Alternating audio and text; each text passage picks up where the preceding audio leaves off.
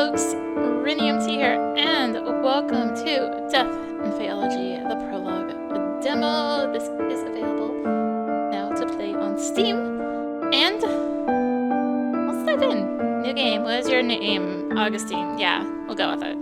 It's my name, Augustine. Grading first-year assignments can be such an exercise in patience. Is there a text thing? There's not. Okay. We're turning down that sound effect. I'll remind myself that Faeology is a relatively recent science, only a couple of decades old. This university, the only Faeology university in the whole country, was just finished being built in 1905. We won't go down that one. It is still barely acknowledged in the academic field. Now we're going down though. More importantly, I've got to keep in mind that children inherit their parents' prejudices and misconceptions. The human world has formed its own notion of fairies. Last, I find myself unable to suppress a big sigh every time I read references to poisoned apples ushering princesses into eternal sleep. A reference to the Cottonley fairies is one I can understand since it was quite the sensation not too long ago. Although it would be clear in the eyes of renowned phaeologists that the photographs are mere imitations. Hey, that Sir Doyle was taken in by it. I ought to take a break. The grading session today has taken me quite a tangent. My beloved Oz. I suppose having a fairy companion does give one an advantage in identifying genuine fairies. I'd say a break is in order, wouldn't you, Oz? Oz responds through trills that I've learned to interpret over the decades I've known them. The Cottonley fairies again. Yes, and Princess's eternal slumber due to poisoned apples. We don't care much for human princesses. But making poisoned apples is rather an easy feat. Shall I turn one of them into a toad in front of the whole class to take to show that Fae folk is capable of more than that? At the same time showing them that not all fairies are a friendly bunch. Can't help but chuckle at the thought of it. I believe some might just quit the same day if you do that. Besides, if other phaeologists get a hold of your existence, who knows what they'll do to you.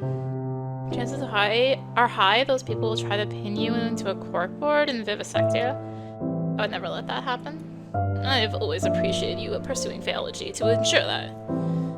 This is the least I can do. We've known each other since I was 7. You've saved me countless times since then.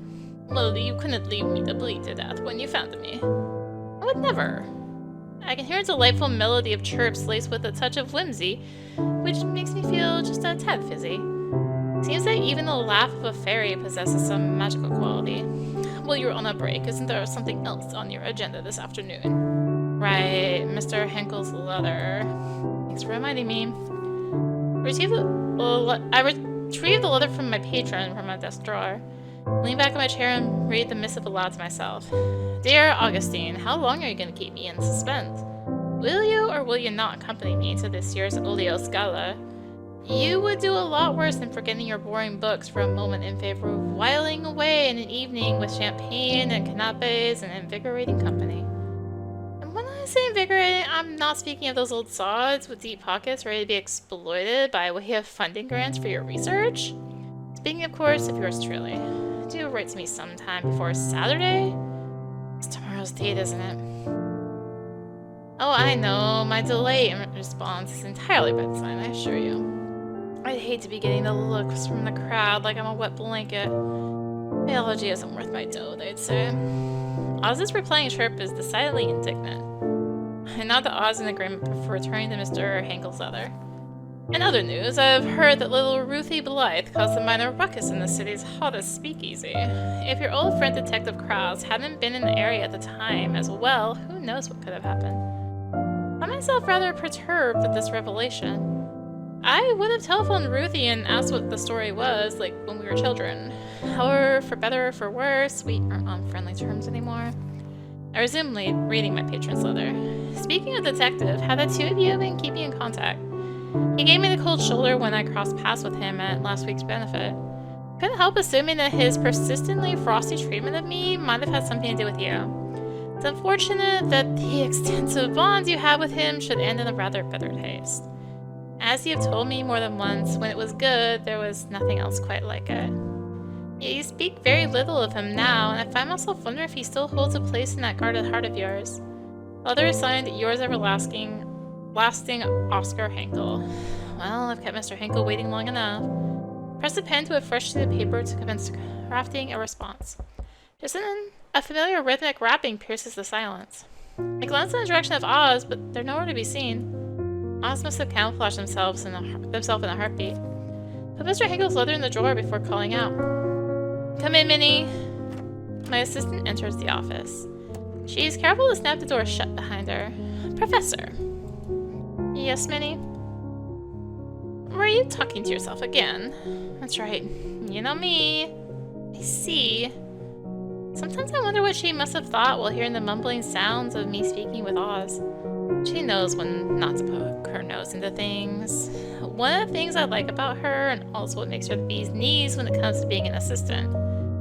I'd hate to be the bearer of bad news, but he's here. Who? A police detective from the newspapers. Police detective. Even as I echo these two words, there's a sinking feeling in my stomach.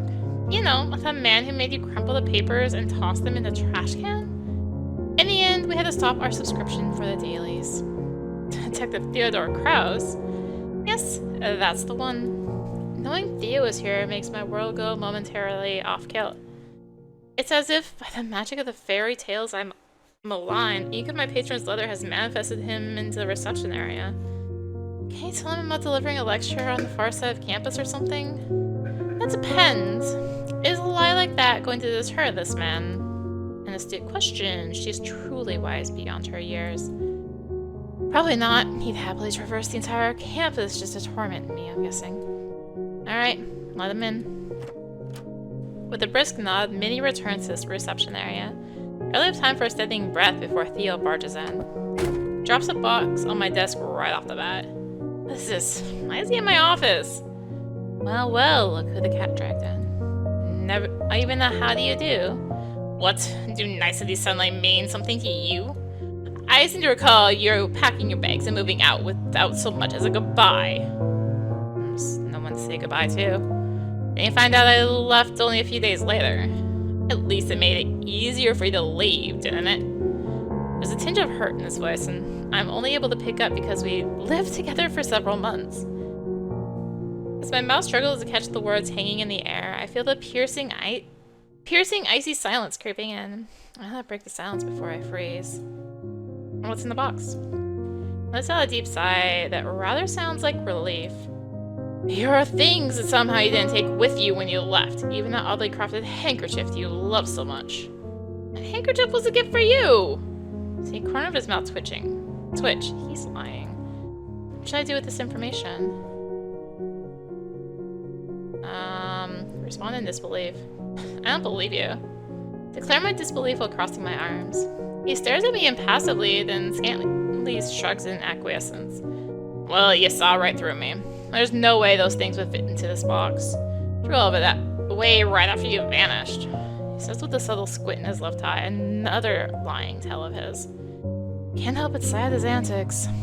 Of course you did. So what's really in the box? Want to take a guess? I do have an idea. Knowing him, he'd sooner face the whole Al Capone gang by himself and take their bullets before coming to visit me. This must be way more important than our poignant history. Case evidence. Seen boxes like this one before, but never one quite so large. It's a really big case, isn't it? He nods. Biggest one of my career. And to come to me of all people, you must be at your wit's end about this. He looks away as if trying to hide how galling the circumstances at hand are. Truth be told, I'd rather face... Didn't we already see this line? Al Capone getting take the bullets and have to see you again? Gee, that seems a little... So why would you... Wait, hold on a minute. Is this some sort of connection to fairies? He flicks his tongue in exasperation. Come on, it seems I've hit the bullseye. We stopped talking about fairies at some point when we were still together. Those talks always led to a heated discussion and into arguments because nothing I could say could change his skepticism towards mystical beings. This is certainly the chance to tease him about it, though it might be unwise considering the emotional peril he must have gone through to get here. What should I do? Ask more about his thoughts. I know this must be hard for you, but I can't help if you don't say anything. He sighs. You're right. As difficult as it is to admit, the things you've told me about fairies and whatnot might have helped to make sense in this case. But I have to say, for the sake of my sanity, I still don't believe they exist. Fair enough. Appears pleasantly surprised by my answer, as though he was expecting a quarrel right around the corner. Little did he know that I've learned it's moot to try to explain otherworldly beings to him. So what makes this case so significant? Why do you think it relates to fairies? Are you even allowed to tell me? I hear the sound of a chuckle under the breath like a bolt from the blue. For a brief moment, his gaze on mine seems to revert to how it used to be. A little seriousness returns to his face. First things first, since I'm laying the investigation, I do have some discretion on what details to divulge into whom. That is, that the confidant can bring value to the investigation. I've known you for a fact that you can be discreet. Still, I must ask your sworn secrecy on this matter. You got it. So tell me about this case. Why does it seem to be of paramount importance? It's a multiple murder case, potentially perpetrated by a single culprit. Victims are chiefly middle-aged women residing north of the city. They're from old money families, the types that make regular appearances in high society events. See, no wonder you're all tensed up. You're telling me. Chief took me off every other case and insisted I put all my time and effort into this. Only a matter of time until the press catches wind and makes a circus of everything. And with some of the victims' peculiar manners of death... Pauses. Is this where the fairies come in? He silently stares and then sighs. I swear I must be losing my mind. You've got this. And he draws in a long, deep breath.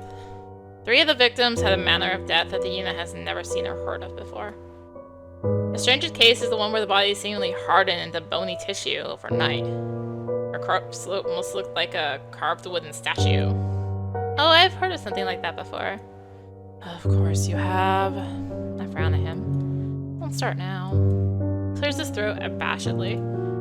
Without finding out what caused his death, and more importantly, who did this, the press could spin the stories out of control.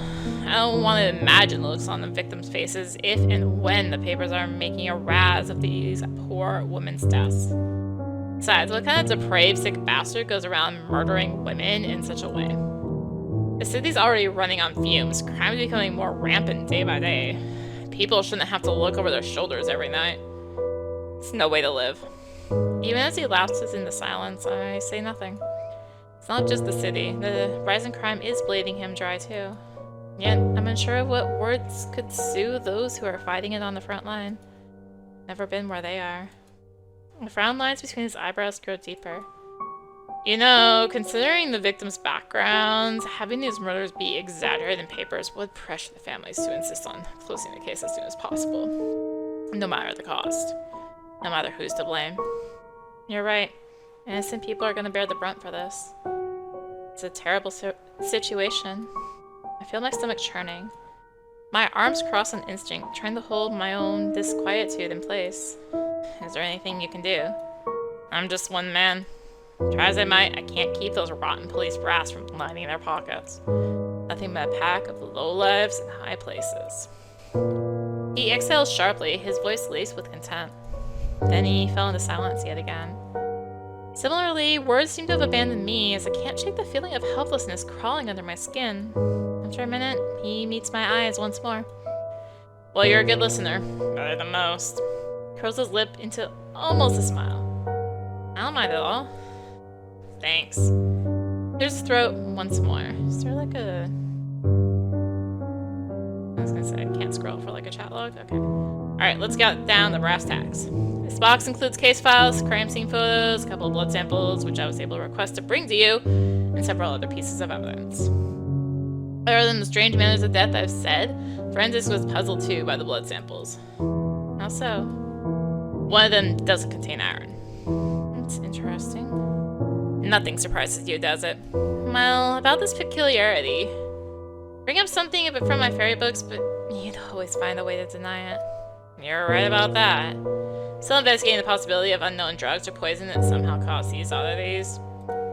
I'd be a fool to not go after my hunches and look into all possibilities. What about robbery? It's ruled out. No fingerprints, no evidence of breaking in, nothing's been stolen. Motives? Revenge? We're still interviewing the city elites, looking for possible motives. It takes time. You know how it is. Yes, of course. They're very busy. Speaking of city elites, I know people who can be very helpful in getting some information, inside information. His expression turned sour at full tilt. Who? That man? I said people, but yes, that man would be particularly helpful in this matter. He scoffs brazenly and doesn't even try to hide it. Even at his first meeting with Mr. Henkel, there was some inexplicable tension between the two. Theo said something about Mr. Henkel feeling off and always hated it whenever I had something to do with him. Though it might just be jealousy in disguise. You know I'm right. Even if he's barely in the newspapers, he's most likely at the pinnacle of high society. I don't think he'll mind if I ask him a few things about this. Why, of course, he's always got a soft spot for you. Hell, he's probably carrying a torch for you for a long time, judging by the way he follows you everywhere. Well, he happened to be interested in Faeology and has a lot of money to allow its development. Look at you, all ready to defend him. Wait, are you to an item now? Might I steer this reunion back to where we were months ago by bringing up Mr. Henkel? It was necessary to mention him. I don't know anybody else who would have that much information about high society. Besides, there's never really been anything, even if we did go to fundraising events together from time to time. It was strictly business. Yet again, Theo seems to lose his reason whenever we talk about Mr. Henkel. I don't have the time or energy to argue with him. What should I do? Explain the truth about the relationship. More not anything. We go to fundraising events from time to time, but these are work. I've got to get money for my research from somewhere, you know? A relationship is strictly business.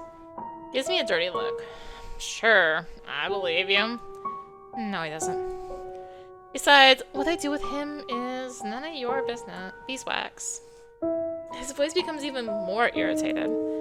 That's right, it's not my concern. Do whatever you want with him. Just make sure he can keep his mouth shut about the case. Can't help but groan at this turn of events. I will. Or on the subject of useful allies, you mentioned before about blood that doesn't contain iron? I can take the blood samples to the university's chemist. She's good at what she does. And she's from a rich family. She might know some of the victims or their families at least. I'll trust your judgment. I take it this is you agreeing to help with the case.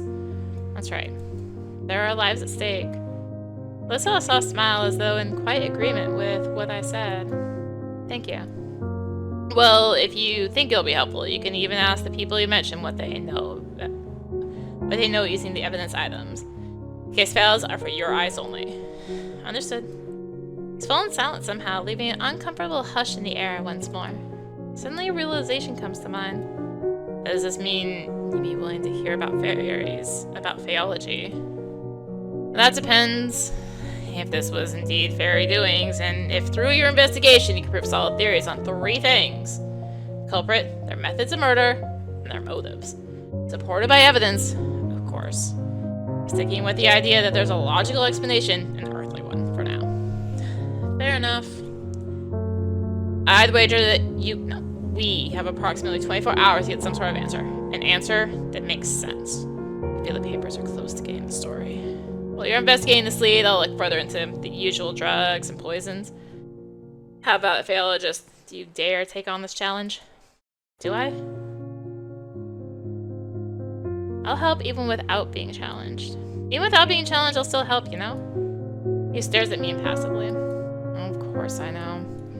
If you need anything from me, you can just ring me. Very well.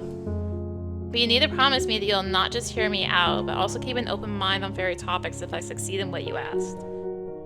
I promise. But I can't promise not to scoff from time to time. That's good enough. I ought to get going. Maybe this will be an opportunity for you to increase Faeology's credibility in the eyes of academics. Maybe. Seems like some detective has been following the tiny part of Faeology in the newspaper. Says you. One who had to stop the daily paper subscription just because some detective kept getting the headlines. How do you... Before I could finish, he had walked towards the door and opened it. See you tomorrow around the same time. Hear the door closed. Hey! Exclaimed with a hint of frustration. Just some thought, I realized that he must have noticed the missing newspaper on my desk and my assistant's. Reading papers was part of my daily routine when we were together. I can only shake my head in disbelief. He hasn't changed much either. So I'm reminiscing about a few moments of our past relationship. Oz reveals himself again, now that we're all alone. That was quite the reunion. Quite the reunion indeed. Hasn't changed at all, has he? I suppose. Though you don't have an obligation to help him. I know. Already agreed. Well, very well. Just don't overwork yourself. Yeah, thanks, Oz. I find myself slowly drifting into thoughts. A victim's manner of death, hurting the bony tissue, could be one of the fairy curses, ossification. Only I could ask Oz whether a fairy was behind this and which one, but it is not that simple.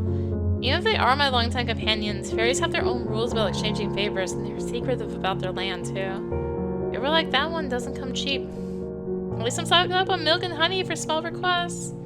Speaking of requests, I should get started on my reply to my patron's letter.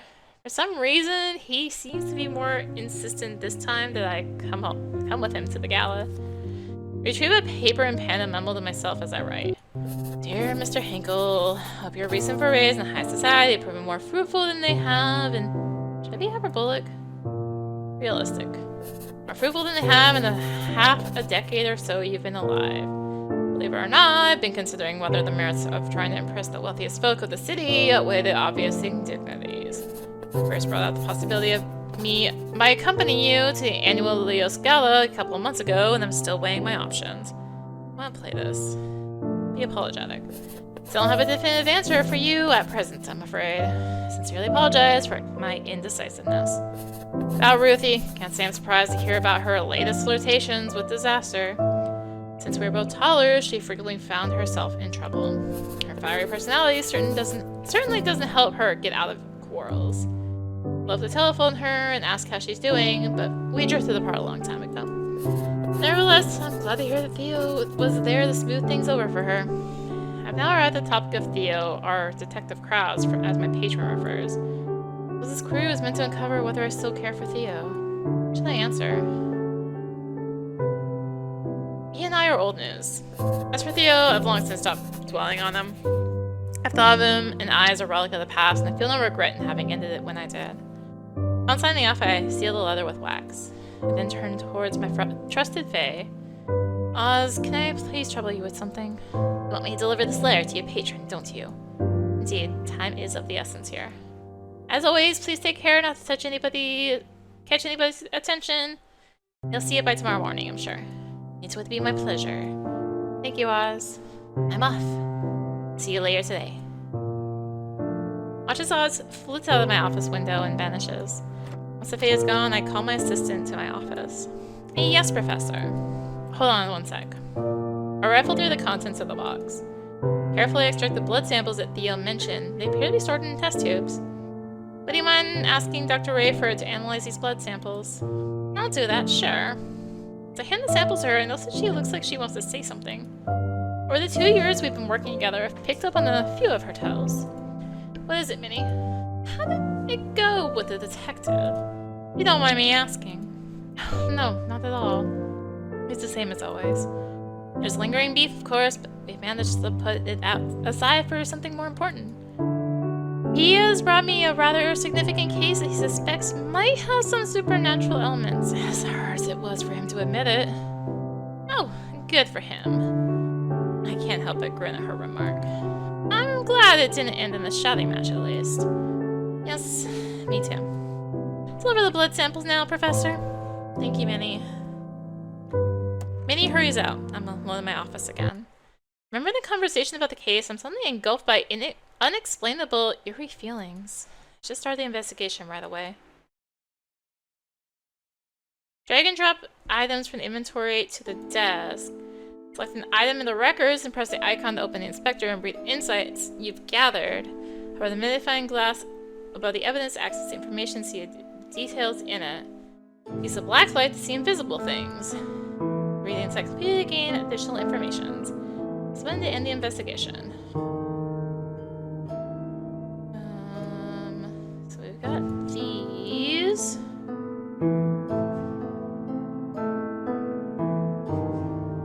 Our case files.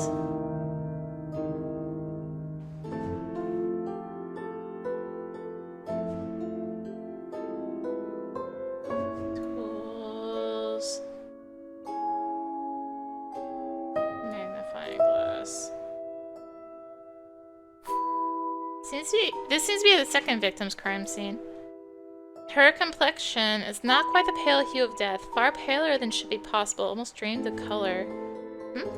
Something's odd with her fingers.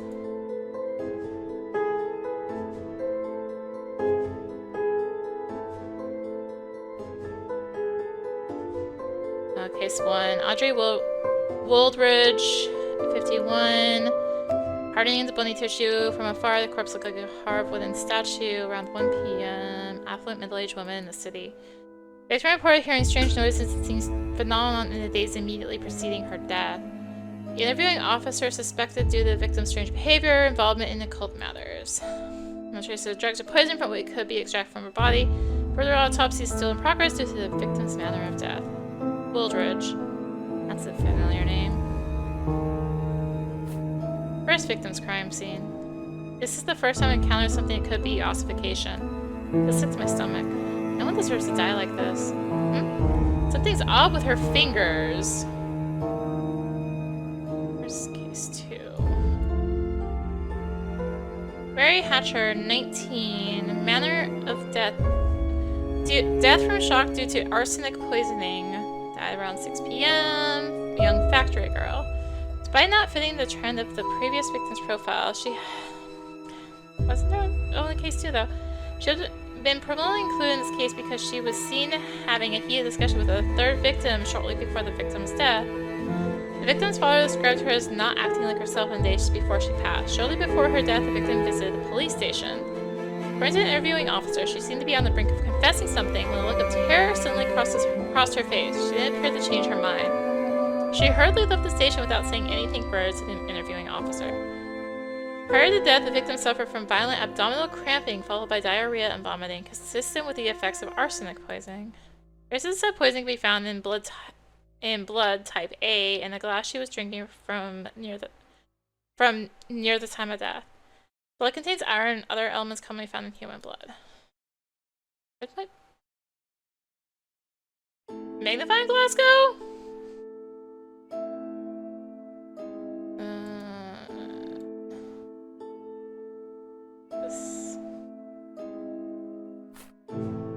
This is the fourth victim. Poor girl. The cruelty youth being so stolen abruptly. Her victim, her fingers. Same course as before, but never like this. There's another strange thing about her fingers.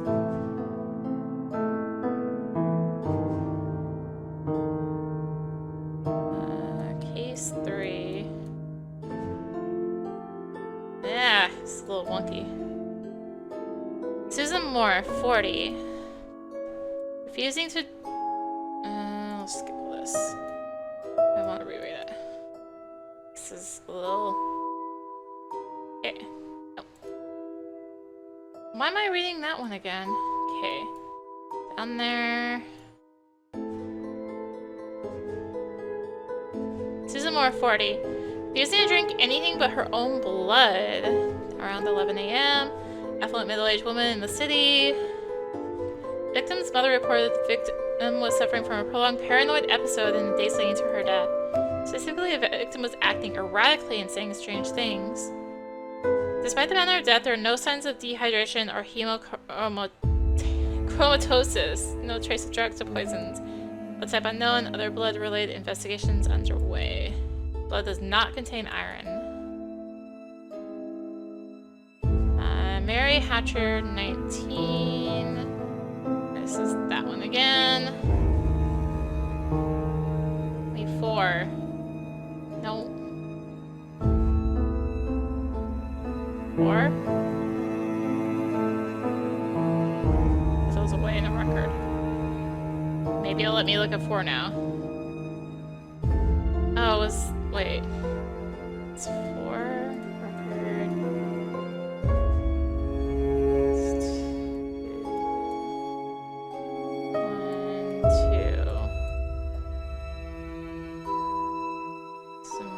party. Wait. 3? That the one I haven't read? Edna Niblet, 64. Gnaw your own fingers down to the bone around 10 a.m. Affluent middle-aged woman. She's an older woman. A friend of the victim reported that she visited the victim's residence to drop off an invitation shortly prior to the victim's death. Friend also wanted to check on the victim's well-being as she had allegedly been acting strangely at the party the night before. According to the friend, she witnessed an emotionally charged conversation between the victim and a young factory girl. Friend didn't think much of the interaction at the time. Crime scene, the invitation card dropped off by the friend was seen close to the victim's corpse and was taken as evidence. No traces of drugs or poisons, blood type unknown, other blood-related investigations that are underway. Blood does not contain iron. Okay.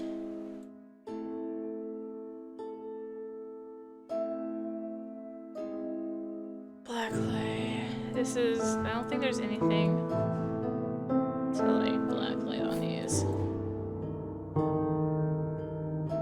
Will it just end? Yes. A knock on the door makes me glance up from my desk. I realize the sun is set while I've been absorbed in the investigation. Come in. My assistant enters the office. Dr. Rayford has arrived to drop off the blood samples, and she wants to talk to you. Already? Yes, she's just out the door. I must say, I'm pleasantly surprised at her work speed. Alright, send her in. Minnie nods. She returns to the reception area. Dr. Florence Rayford enters. It has been only 3 years since she worked at the university, but she has proven her reliability more often than not. Good evening, Professor. Good evening, Doctor. Dr. Rayford hands over the blood samples. Getting a little messy with audio right now. She also gives me her lab report. Here you go. Thank you. So, what have you found? The most peculiar thing is that there is no iron in one of the blood samples. Okay. Should be good. Say, is this fairy related? Her question prompts me to ask myself, to what extent of the case can I divulge to her? Theo did say that I may ask the patron or her for information using some of the evidence. Although she has knowledge of fairies and their curses, can she handle seeing crime scene photographs? As I return from my thoughts, I notice her voice has taken on a higher pitch. This is so exciting! Are you working with the police? This is mean that we'll get better credibility in the eyes of the public.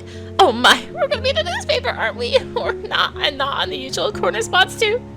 Oh, I can hardly contain myself. It appears she took my silence as a yes. It's good that she's excited about the possibility of advancement for Faeology, but her cheerful disposition can sometimes be rather overstimulating. As if on cue, a knock on the door arrived to spare me. That specific sound is familiar. More familiar than when my assistant knocks. It's a special delivery. Mr. Henkel's hands are empty. And what, pray, might you be bringing for me? Is it you? Are you the special delivery, Mr. Henkel? If you wish to call me special, then I certainly won't stop you. But I did bring a box of huckleberry muffins for your office. That sounds good, actually. Minerva was instantly enamored by their buttery scent. Oh, I'm hungry for huckleberries now. Dang it! I grew up where huckleberry was a really big thing. I've had like one huckleberry thing since I moved from there. It was a good huckleberry thing. Dang it. She's currently feasting on them. We can only hope she'll leave a muffin apiece for the rest of us. Oh, hello there, Florence. Didn't expect to see you in this office. Hello, Mr. Henkel. I fancy seeing you here. Although you do have a habit of making this office your sole stop on campus. She chuckles. That's just because this is where all my money went. A well-spent investment, nonetheless. Makes a retort at Dr. Rayford, but throws a subtle smile in my direction. How cheeky. So, Florence, what's been occupying your time as of late? She looks at me briefly, possibly wondering whether she should tell him about what she did for me. The usual matters, I suppose. I tried asking your father about you at the latest soiree. However, he confessed he didn't have the faintest idea. You must tell me more about your chemical research one of these days. The colorful pursuits of you young academics thrill me to no end. Even though I can't share all that much, Mr. Hankel. Unless, of course, you find yourself in a position to become the chemistry department's benefactor, then all their secrets are yours. A more playful giggle escapes her lips this time. I'm afraid I'm all tapped out, financially speaking. Oh, I'm not buying that one, not for a second. He's telling fibs, isn't he, Professor? Well, now, I certainly don't want to get in the middle of the money talk of the rich. I wish I had that information, Doctor. It would make proposing for research much easier, with a bit of delicate leverage, naturally. Mr. Henkel laughs in amusement. I feel I should ask the reason he's here before this conversation takes an odd turn. On another note, Mr. Henkel, did you get my letter? Is that the real reason you dropped by? Upon recalling that I asked Oz to insert the letter into his mailbox only this afternoon, I'm about to retract these questions. Unexpectedly, though, he bows his head in assent. Your words have always had this immersive impact on me. Perhaps that is why you are such an effective educator. Whenever I encourage your written language, I long to hear it spoken at post haste. Are you putting a spell on your letters by any chance? I lied, I'm not done messing with audio.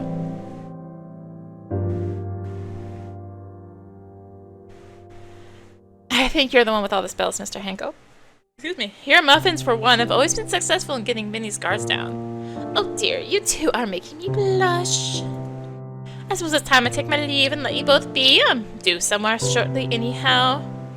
Oh no, that might not be necessary. I can't stay long either. Mr. Henkel laughs in the silence as he continues staring into my eyes. It's difficult to maintain eye contact with him, but even harder to look away. I wonder what I should do. I ought to discuss the case, but both of them seem to be in a hurry. Should I tell Mr. Henkel to return another day since I need to have an important conversation with Dr. Rayford right away? Should I dismiss the chemist and meet with my patron now? There are benefits to either choice. Soliciting Dr. Rayford's opinion on the case may be a good idea. She could share more insight on the chemistry side of the case. Her parents own a successful company that produces the powder, makeup, and evidence. She would also know the social happenings among the wealthy elites. On the other hand, Mr. Henkel is also a viable candidate for an interview. His connections within high society know no bounds. Everybody seems to know him one way or another. He might know things Dr. Rayford doesn't. Since he has been funding my research for a long time, he's also more familiar with fairy topics. Whom should I interview? Oh gosh.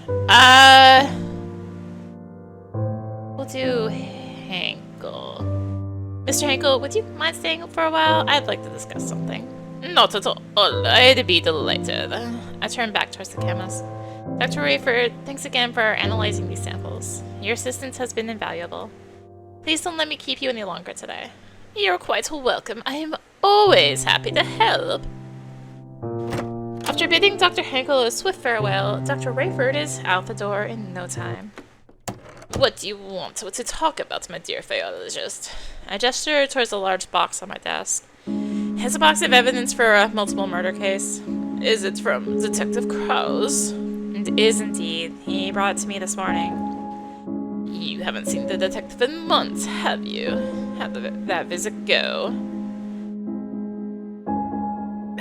Better than I could have hoped. You know, it really wasn't all that bad.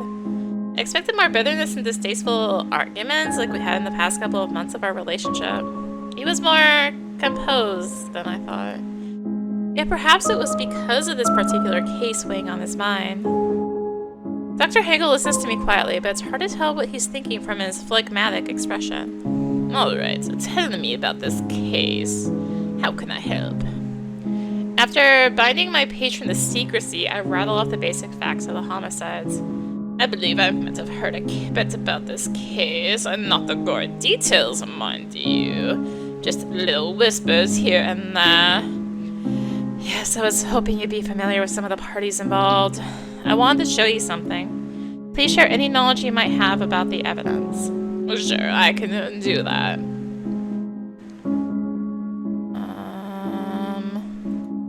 Record? Makeup, old coin. So I have ring.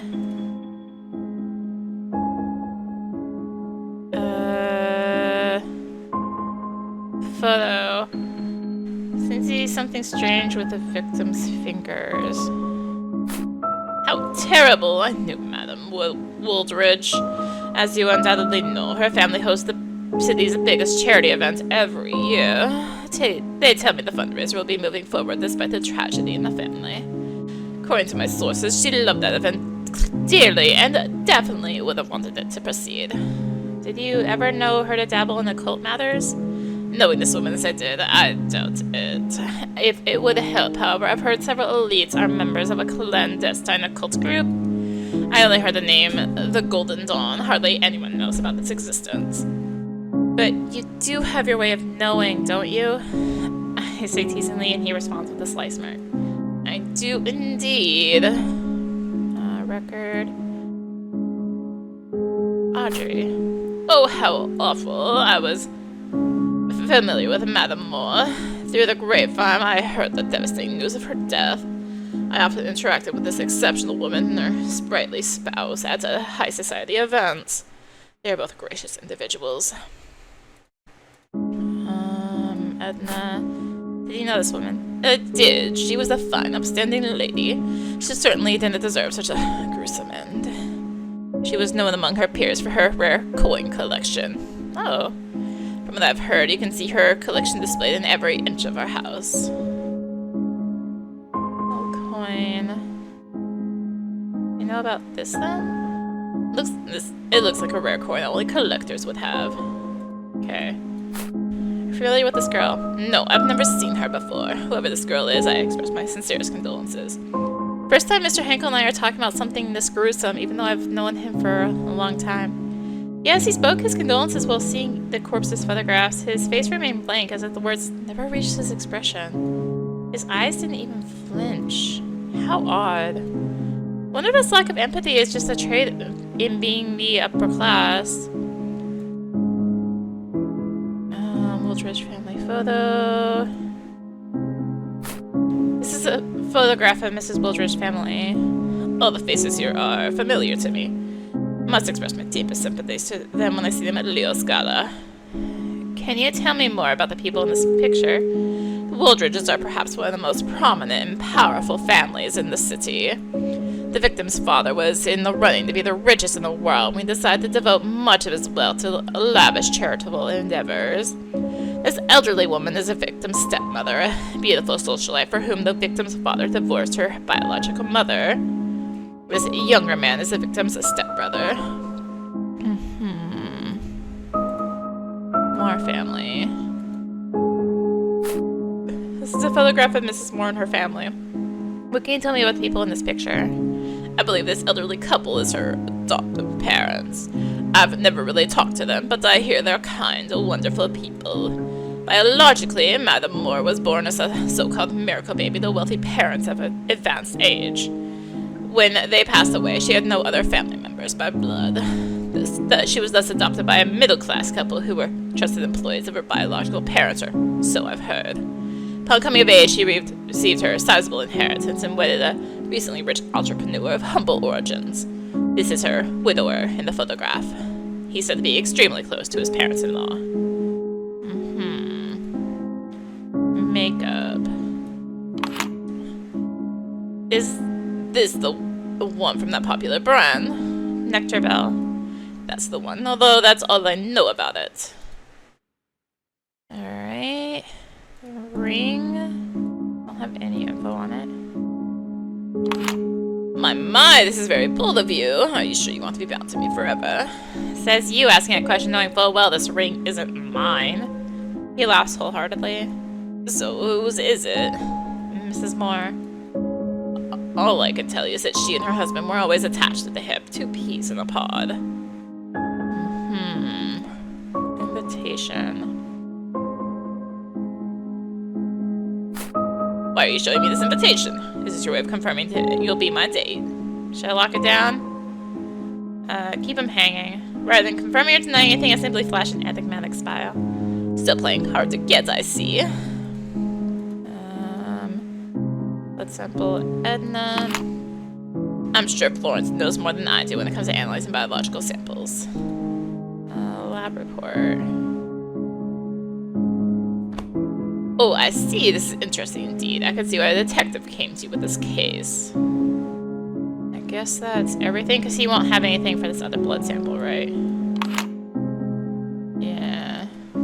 And... unless I want to confirm to be his date for the gala. I don't know, do I? I'll leave him hanging. I have no further questions. I believe I have enough information for now. Already? Yes, Mr. Henkel. Earlier you mentioned you had a prior arrangement? So I won't keep you any longer. Thank you for your time. You've been incredibly helpful. I'm so delighted I could be of assistance. Reach out to me if you need anything else. I'll see you soon, yes? I give him a brief nod. Mr. Henkel then leaves my office. I'm alone again, but not for long. My assistant pops into the office. Professor, I'm heading home soon. Is there anything else I can do to help? No, I'll be perfectly fine. I think I'll stay and work for a bit longer. Okay, see you tomorrow, Professor. Have a safe trip home. I'm wishing to say Minnie leaves. Some time until I have to wrap up my workday and head home from the office. So ring,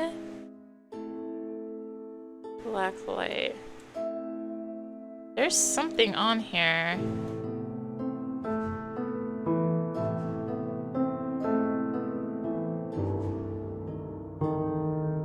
Yeah.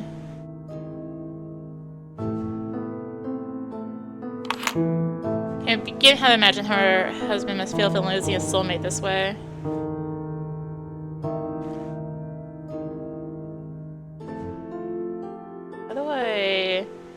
Like, there's something here on the ring.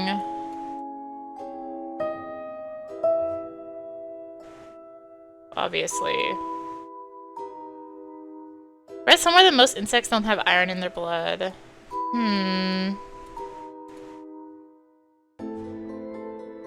Arsenic, huh?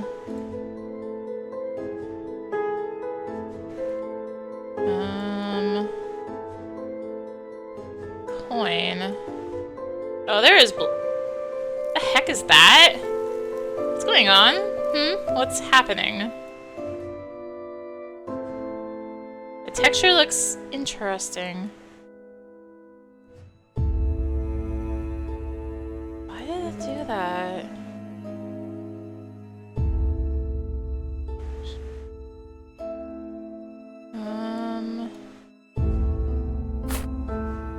Wait, what's that on her hand?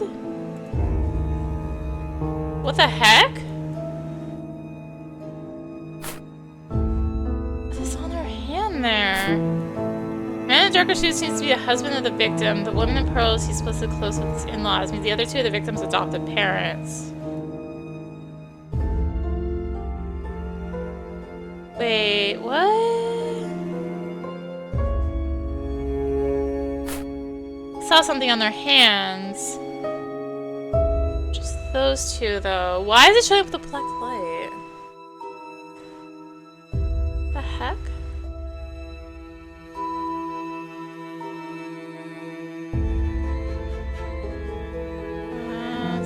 Okay, it's just invisible things. It's like, oh, it's pulling that. Cause there's something on that ring, too. Oh. Wait, what? Mr. Hank only knows that this is from a popular brand.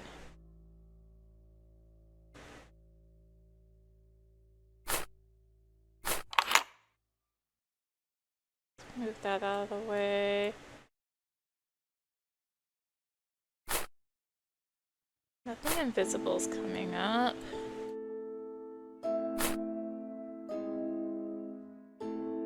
No.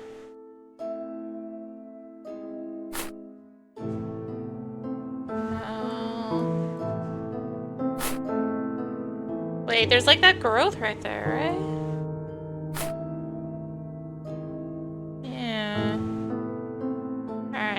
if there's much else I can get out of this, because it's not like prompting anything with the black light on the ring. Okay. Something weird with the coin. It's the next afternoon. I should be grading assignments or reviewing the lecture I'm going to deliver come Monday, or do anything productive in the realm of professorial duties.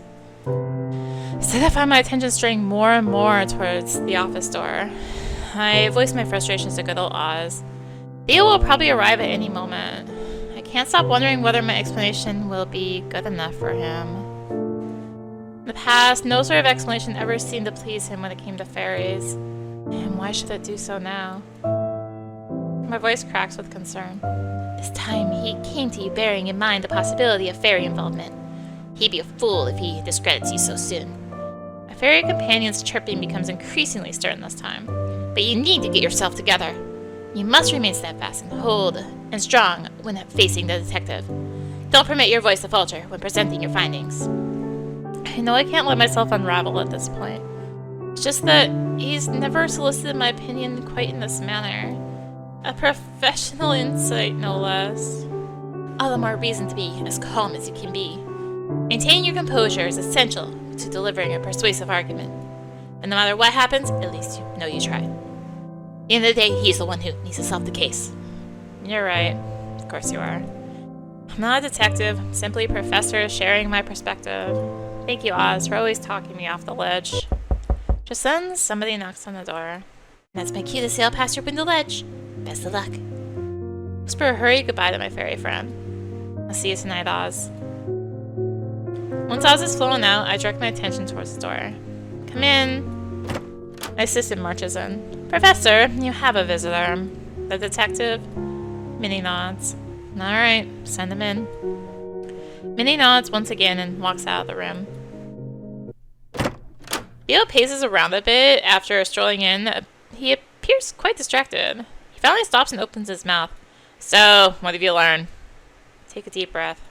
Here it goes. Present my findings to perhaps the most sought-after detective in the police force.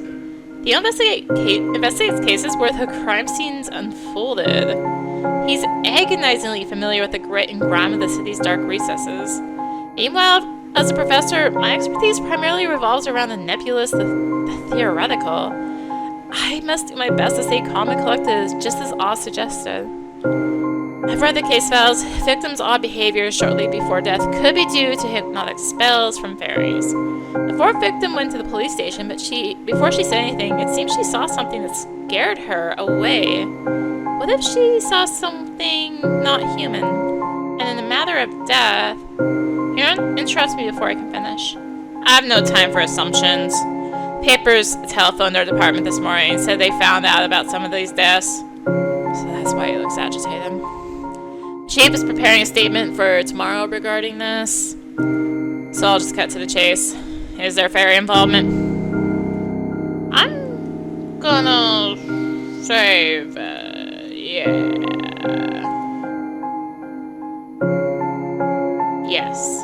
Yes, I'm certain of it. I can tell his interest is piqued. However, I'd like to first lay out the basics since I'm pretty sure you've discarded the things I've told you in the past. He grumbles as if admission to my statement. So far, we've identified 3 classes of fairies: a warrior, scribe, and parasitic fae. Warriors have strong offensive magic. Scribe's magic tends to be defensive, and parasitic magic is, well, parasitic? We Faeologists have developed a tool called Blacklight that detect traces of fae magic. It can even be detected through photographs if the magic is especially strong. Warrior magic glows red, scribe magic glows blue, and parasitic magic shines purple. I saw blue and purple, though. I found that seemingly fairies of one specific class are behind this. Which one is the culprit? I mean, some more of the purple, right? But I feel like it's... Oh, the blue would have been like a defensive one, right? Like they were defending themselves, but parasitic. They're the parasitic class. What is the evidence?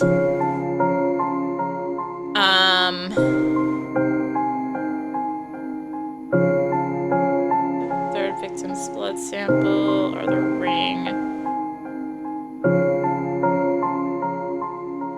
a ring. How does this prove parasitic involvement? Place a ring beneath the black light. See, Mrs. Moore's ring glows purple under the black light.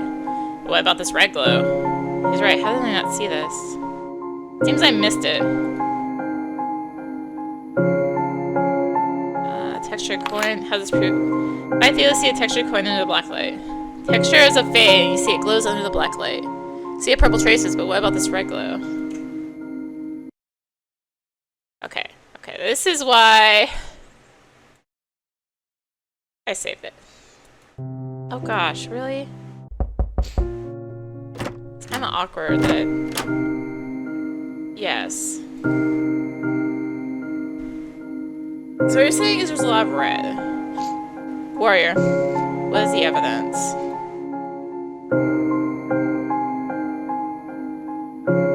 Return, ring. Wait, why is it settings? I want to turn off.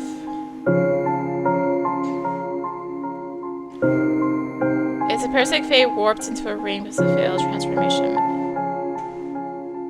Part of transformation magic.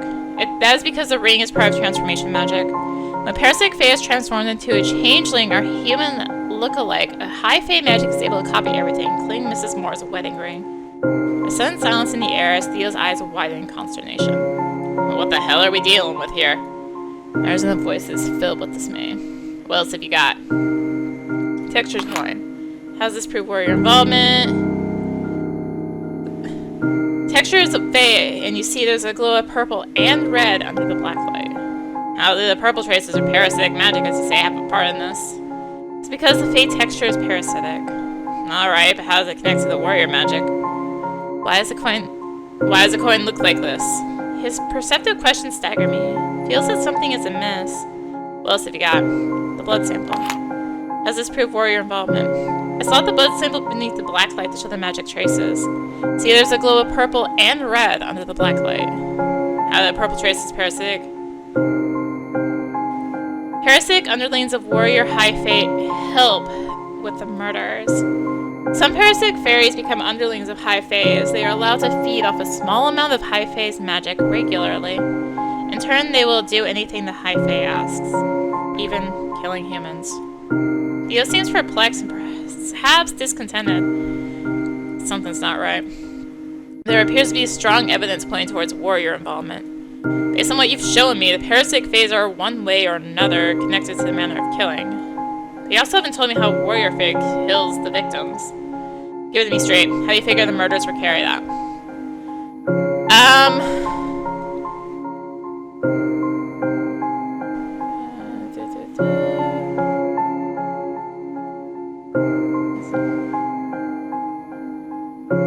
Warriors directed parasitic underlings accept life. Warriors replace victims with changelings and kill the changelings with ossification.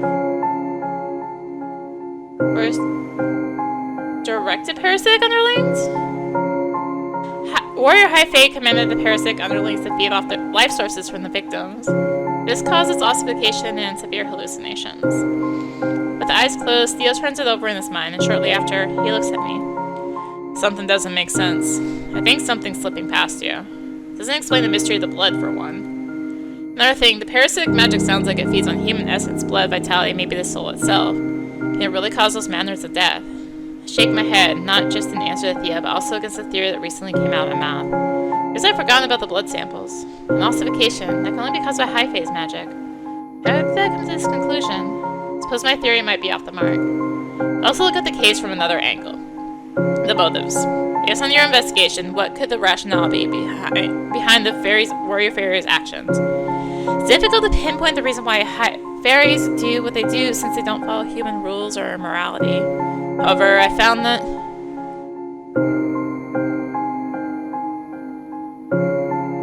warriors are targeting people blessed by the scribes. Yeah, warriors are targeting people blessed by the scribes. The three middle-aged are blessed by scribe faces shown by the sigils on their hands. The saints that hover the black light on top of the family photographs, one by one. I have mentioned before that especially strong magic can be seen even through photographs.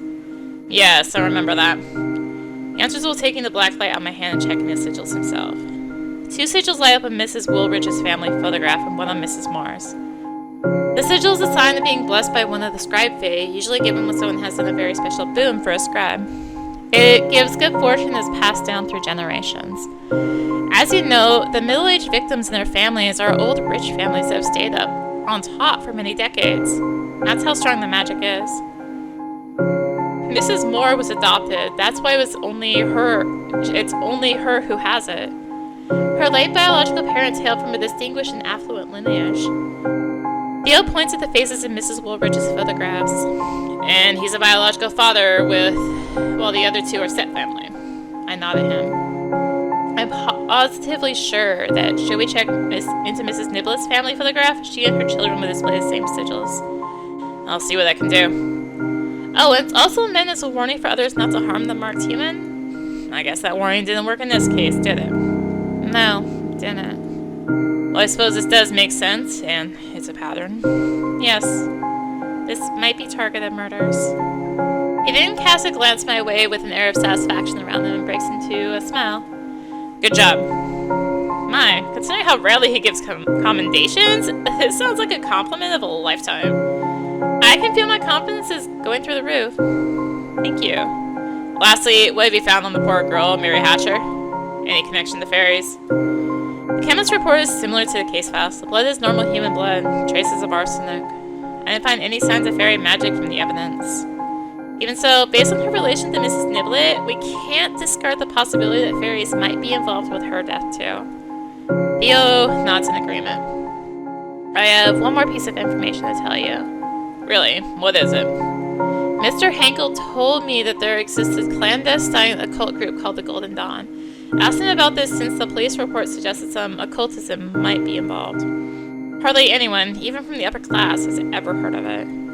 He said several elites are members of it. He picks out a small notebook and a pen from his trench coat and starts writing. I'm not sure if this is useful. Every scrap of information counts. I ought to note down the things we've talked about today as well. Your findings really threw me for a loop. I forgot to take notes. Yes, I'm messing with audio again. Audio is difficult, okay? Of course, take your time. While Theo is writing, I tidy up my desk and put the evidence back in the box. Anything else you got? Anything else you got? That's all I have for now. He puts his notebook and pen back in his coat. He heaves a sigh so heavy I can believe he has the weight of the city on his shoulders.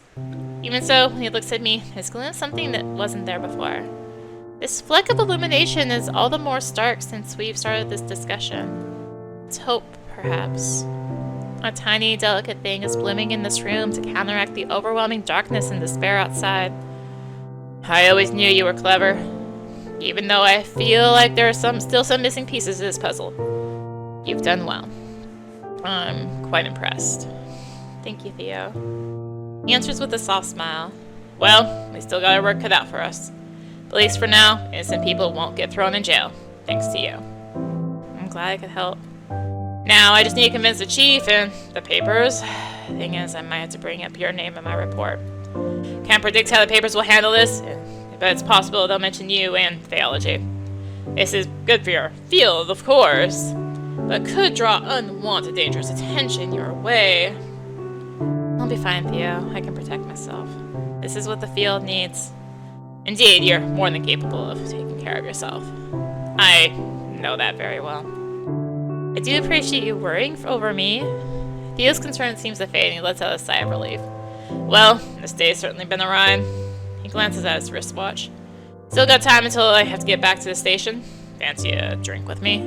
You can tell me more about fairies. I'll listen with way less judgment this time. Just like I promised. I don't know if that's a good idea. Oh, I get it. Besides, I gotta finish some work.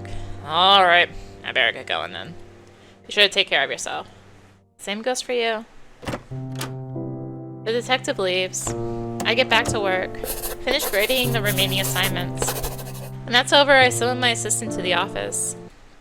Do you need anything, Professor? I'm in a celebratory mood. You want to have a drink with me? Why not? It's a Friday.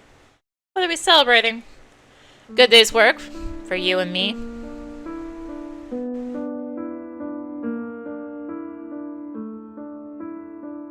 Ending number 3, good day's work.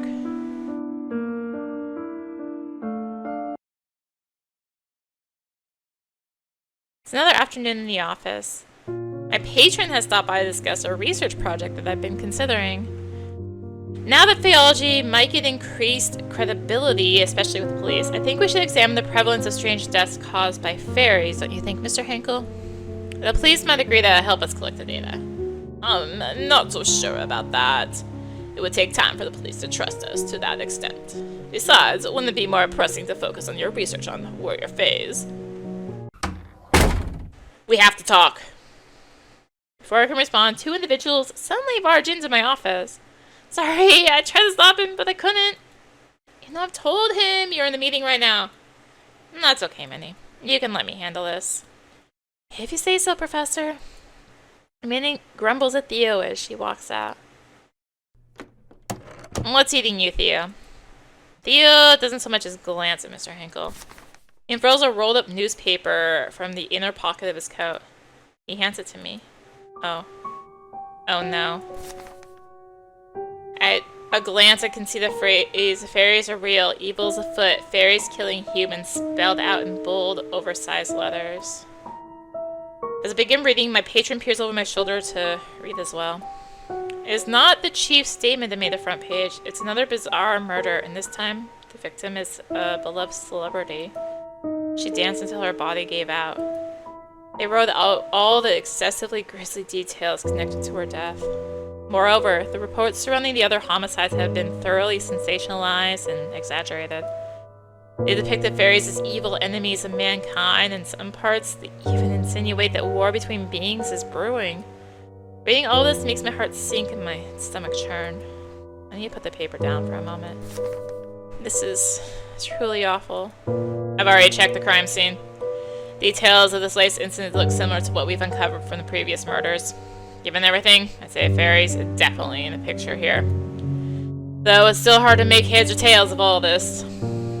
It's very difficult to grasp the motives, but judging by the methods and frequency, I have to say this is significant. Something big might be going on in the land of fairies. As the conversation unfolds, Mr. Henkel appears to be deeply in thought. I need to check something real quick. Theo gives me a photograph of the celebrity. Knowing exactly what he wants, I retrieve the black light from my drawer and examine the photograph closely. Both Theo and Mr. Henkel peek over my shoulder to see. Sigil. Same one the other three victims had. Suppose we can now establish that these are targeted murders. I nod at him. For some reason, Mr. Henkel is nodding with me. Though the fourth victim, Mary Hatcher, doesn't have the sigil, does she? Did he find anything more about it? Theo shakes his head, leaving behind a troubled look. Nobody in purchase records has a strong link to the girl. We're asking around here and there. Girl was a saint. Everybody loved her. Squabble with Mrs. Niblet is the strongest lead we have. Striking realization dawns on me. What if a fairy transformed into a human and purchased the poison? What? They can do that? Suddenly, Mr. Henkel's familiar voice fills the room after his long stretch of silence. Oh yes, detective, although when a fairy shifts into human shape, they cannot assume the identity of someone already living. Your culprit may well be a name on the list, but one that doesn't truly exist. I give a nod in agreement with his words, feeling slightly proud that my patron is reading all the knowledge this university has to offer. Theo flinches at Mr. Henkel's input, clearly having dismissed him as part of the furniture. He then scoffs. Theo! All I get from Theo is a shrug. Surprisingly, he turns towards the patron. From what I've come to understand, fairy magic is more than capable of doing the killing. They have no need for poison. But I won't discard the possibility. Mr. Henkel only replies with a smile. Well, that's certainly a rare occurrence. Theo goes back to ignoring Mr. Henkel and talks directly to me. I should mention that I've gotten permission for you to check the crime scene. Come with me tomorrow. See what I can do. Alright, I've gotta go. Leaving the newspaper here, there are more articles about Faeology that you should read. Not so much as a word of goodbye to Mr. Henkel, Theo turns and leaves. Pick up the paper again and continue reading while Mr. Henkel silently reads alongside me. The field of Faeology is indeed mentioned quite markedly, but its loyalty to humankind is under scrutiny. Although the police chief spoke out of our help, the papers continue to raise doubts about our involvement in these killings. Is Faeology University a friend or a foe?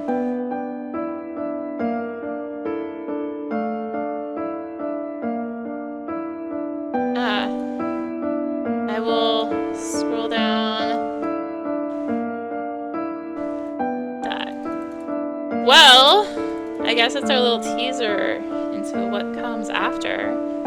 So I think I'm just gonna merge these two videos together. Yeah, so that's Death Faeology, the prologue. There are, as you saw, multiple endings. I'm just gonna get the one. I'm just gonna go that way. Get what I get. It's usually my motto. Usually my go-to motto on these is get what I get.